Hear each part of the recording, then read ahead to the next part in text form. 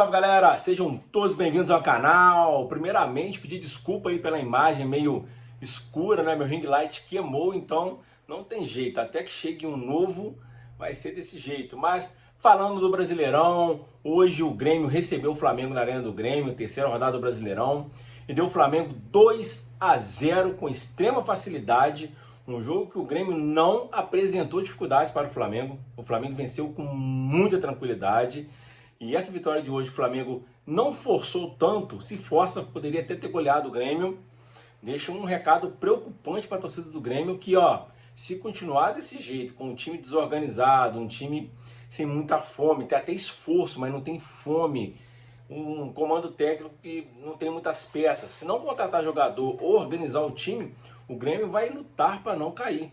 Vai lutar para não cair sem sombra de dúvidas, porque o time é fraco, né? Perdeu para o Ceará na última rodada, hoje perdeu para o Flamengo, né? Ganhou do Galo sim, mas ganhou num jogo meio fortuito, e o Grêmio, se não melhorar, é sério candidato a cair. Os gols do Flamengo foram no primeiro tempo com 3 minutos e 15 segundos, né? Uma bola que o Michael dá no meio, o Edenilson vai tentar cortar, erra o corte, a bola só com a Arrascaeta cara a cara com o Volpi, ele dribla o goleiro, manda pro fundo da rede, faz o gol com extrema tranquilidade, faz 1-0 ali, já deu uma toada do que seria o jogo, né? O Flamengo dominando, posse de bola, toque para lá, toque para cá, o Flamengo é um time que finaliza pouco, o Flamengo tenta construir a jogada até o cara praticamente empurrar a bola pro gol, na linha do gol. O Flamengo, se chutasse mais, se fosse um pouco mais agudo, seria um time bem mais goleador, né? Na acepção da palavra mesmo, fazer mais gols, mas o Flamengo é um time que cadencia mais o jogo. Fez 1-0, né? Teve chance de ampliar com o Bruno Henrique no cruzamento do Arrascaeta, acabou o Bruno Henrique chegou atrasado, o Arrascaeta também deu muito fechada a bola.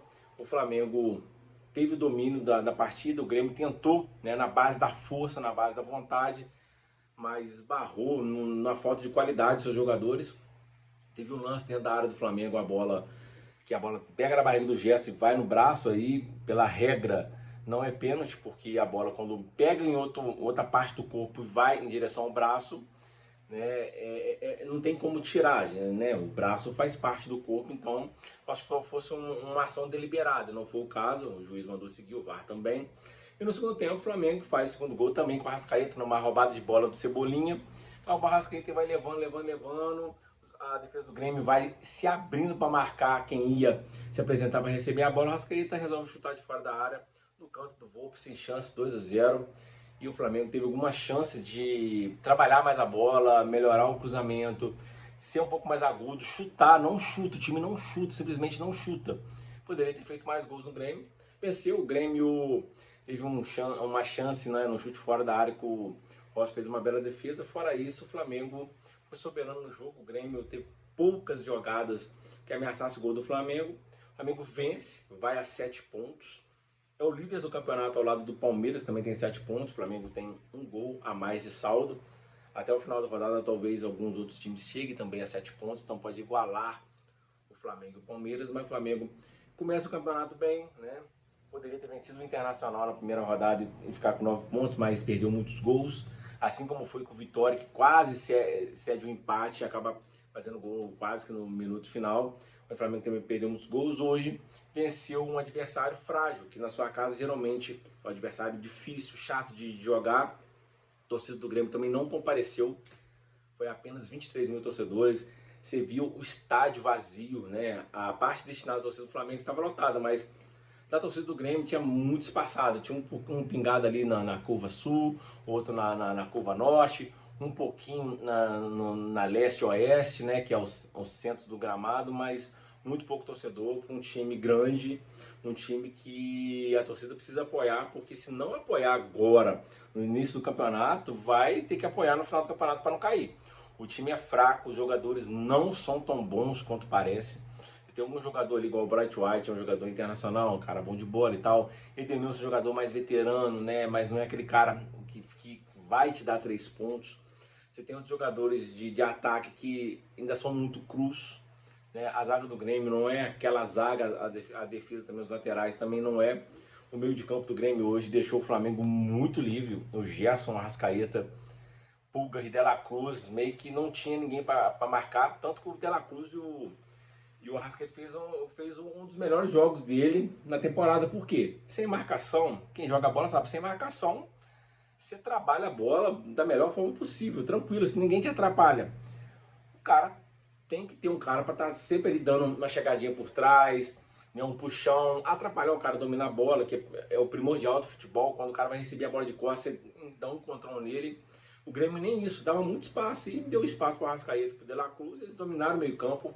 O Pulgar também, o Gerson um pouco mais caindo pela direita ali junto com o Wesley, né? O Wesley continua errando muito cruzamento, mas o Grêmio foi uma vítima muito frágil, né? Até estranhei, achei que o jogo fosse ser um jogo mais complicado para o Flamengo, até porque o Flamengo no meio de semana fez um jogo muito ruim contra o Celta Córdoba, então achei que isso fosse refletir no jogo de hoje. Os jogadores estão meio cabisbaixo, né? Não enfrentaram o jogo de forma mais aguerrida. De novo, uma escalação diferente. Hoje o Felipe Luiz colocou o Michael, né, no time titular, né?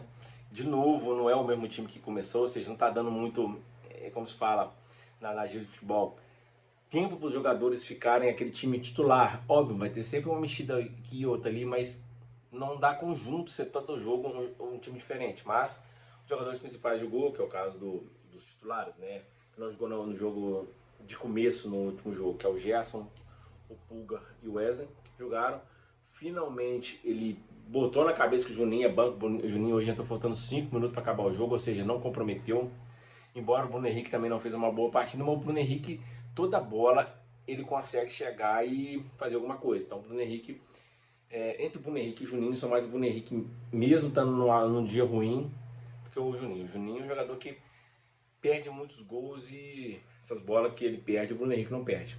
Uma vitória tranquila aí pro torcedor do Grêmio, ó, é para levantar e pensar, ó, se não apoiar agora, estádio vazio, se não apoiar agora, na reta final do campeonato, faltando 7, 8 rodadas, resolver encher a arena do Grêmio para não cair, aí é difícil. Muito pouco torcedor, o time é fraco. Se a torcida do Grêmio não apoiar e a diretoria não mexer os pauzinhos, contratar jogador, ou mudar o comando técnico, né? Tirar o Renato Gaúcho, que era um cara que, bem ou mal, sempre fazia o time jogar, sempre chegava, mas parece que a relação ali tá meio estremecida, né? Muitos anos, é igual aquele relacionamento que vai e volta muitos anos e acaba, né? Tá sempre um atrito, qualquer atrito é uma faísca para poder explodir. Foi assim o relacionamento do Renato com a diretoria do Grêmio, mas a coisa tá feia. Time muito fraco, uma coisa muito fácil, e agora o próximo jogo do Flamengo contra o Juventude no Maracanã na quarta-feira para vencer, ia 10 pontos e continuar tranquilo, que aí depois no outro final de semana tem mais jogo pelo Brasileirão, pode até dar aquela mesclada no time para ir para Quito, né, contra a LDU no meio da outra semana, sem ser essa na próxima, pelo menos empatar, que não pode perder de forma alguma. Se perder para a LDU na próxima semana sem ser essa, vai complicar demais na Libertadores. É isso aí, um abraço, fique com Deus e tamo junto.